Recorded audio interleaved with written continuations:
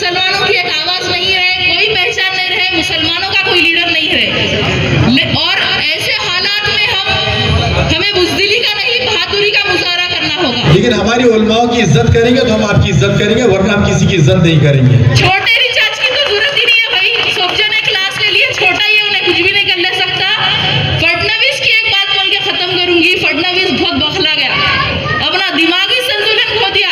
महाराष्ट्र के अंदर इंशाअल्लाह बीजेपी की गवर्नमेंट उखाड़ कर फेंकने के लिए वो नवनीत राणा का तो हो गया, 15 सेकंड बोल रही, मैं बोली आओ 1 सेकंड में भूखे तोड़ जाते, 1 सेकंड होना बस। बीजेपी ये जो समझ रही थी कि हमारी जागीर है हिंदुस्तान,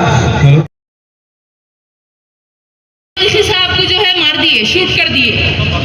आजम खान साहब कई साल से जेल में है और इस हल्के से आप लोगों को मालूम है वो किशन चंद तनवानी विड्रॉ हुआ था कि यहाँ पे मुस्लिम लीडर नहीं बनना। असदुद्दीन ओवैसी साहब को जो है लगातार धमकियां मिल रही, कई बार उनके दिल्ली के घर पे अटैक हुआ, 2 साल पहले जो है यूपी में मार दिए। तो ये लोग चाहते हैं कि हिंदुस्तान में मुसलमानों की एक आवाज नहीं रहे, कोई पहचान नहीं रहे, मुसलमानों का कोई लीडर नहीं रहे। और ऐसे हालात में हमें बुज़दिली का नहीं, बहादुरी का मुजाहरा करना होगा। अगर हम चाहें तो अपने हालात बदल सकते हैं। अगर ईमान मजबूत हो तो फौलाद भी कमजोर पड़ जाता है। तो बस हमें एक होना है, होश में आना है, अपने वोटों का इस्तेमाल करना है और अपने कायद पर भरोसा करना है।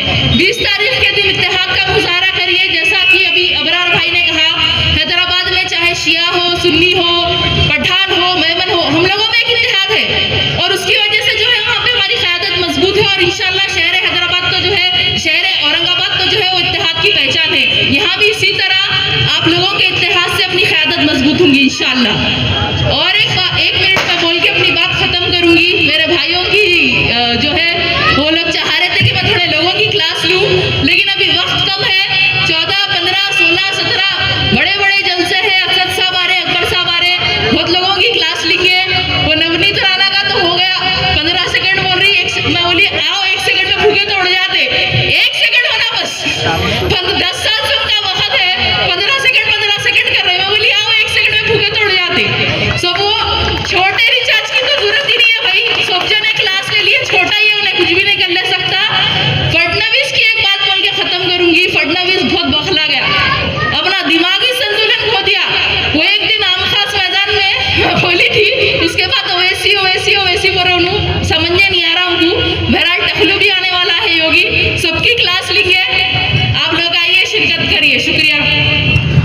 करम साहब और सभी जिम्मेदारान सामने बैठे हुए नौजवानों, बुजुर्गों, दोस्तों, साथियों, अस्सलाम वालेकुम। सिर्फ 4 मिनट मिले हैं क्योंकि हमारे शेड्यूल बनाने वाले मुझे इतना दौड़ा रहे हैं, 4 घंटे सो रहा हूँ और 20 घंटे भाग रहा हूँ। तो मैं आप लोगों से माजरत चाहूँगा कि बहुत कम वक्फा मिला है। दोस्तों, आपको मालूम है 2024 असम्बली के इलेक्शन होने जा रहे हैं और हमको यहाँ पर एक नुमाइंदा चुनना है। नुमाइंदा वो हो कि जो आप लोगों के लिए हर वक्त मौजूद हो।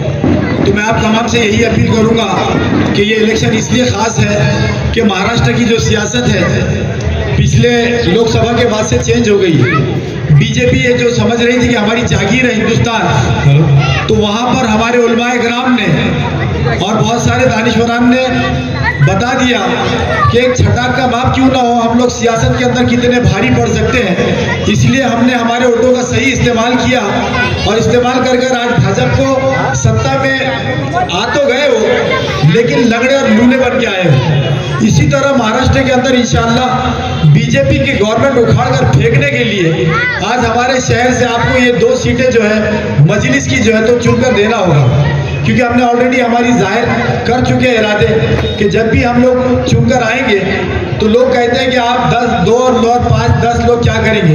लेकिन आज सेंट्रल की हुकूमत जो टिकी हुई है 10-12 सीटों की वजह से टिकी हुई है। तो आप अपनी सियासी अहमियत को समझिए, आप अपनी 1 हो या 2 हो। आज इमरान प्रतापगढ़ी जो खासदार बने हैं, यही तो मजलिस के जो आमदार हैं उनके वोटों की बुनियाद पे बढ़े।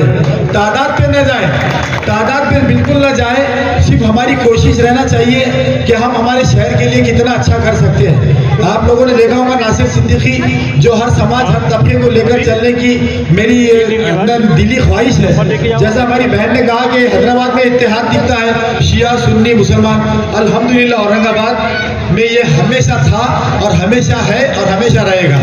ये इत्तेहाद हमारे पास भी कायम है, चाहे बोरी समाज हो, चाहे शिया समाज हो, मुस्लिम हो, सुन्नी हो, हर कोई हम यहाँ पे मिलजुल कर रहता है। मैं आप तो तमाम लोगों से यही अपील करूँगा कि कुछ दलाल आप लोगों के बीच में आएंगे, तरह तरह के कैलकुलेशंस बताएंगे। बात यहाँ तक पहुँच चुकी है कि उनके कायद, उनके जो भी रहनुमा है, आज हमारे उलमाए कराम को गाली गलौज कर रहे हैं। मैं आज जो स्टेज से उन्हें भी वार्निंग देना चाहता हूँ कि बराए मेहरबानी हमारे उलमाए कराम को जो है तो इज्जत की नज़र से देखिए। आप होंगे कुछ भी, पता है हमारे को, जो भी होंगे, लेकिन हमारी उलमाओं की इज्जत करेंगे तो हम आपकी इज्जत करेंगे, वरना हम किसी की इज्जत नहीं करेंगे।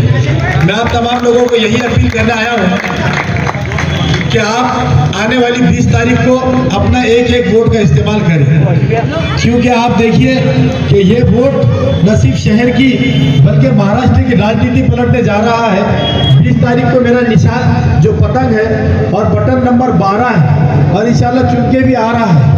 तो आप लोगों को मैं ये अपील करने आया हूँ कि आप लोग मुझे एक दिन दीजिए, सिर्फ 20 तारीख का एक दिन दीजिए। मैं इतने जिम्मेदारों के सामने वादा कर रहा हूँ कि आने वाले 5 साल मैं आपके लिए अपने आप को वक्फ कर दूंगा इंशाअल्लाह ताला। शुक्रिया, खुदा हाफिज़।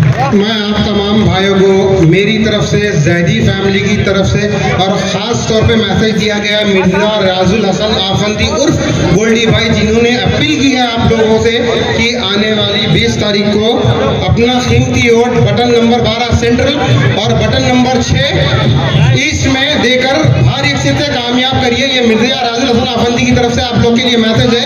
और तमाम भाई जो सवाल करना चाहते हैं, आइए ऊपर।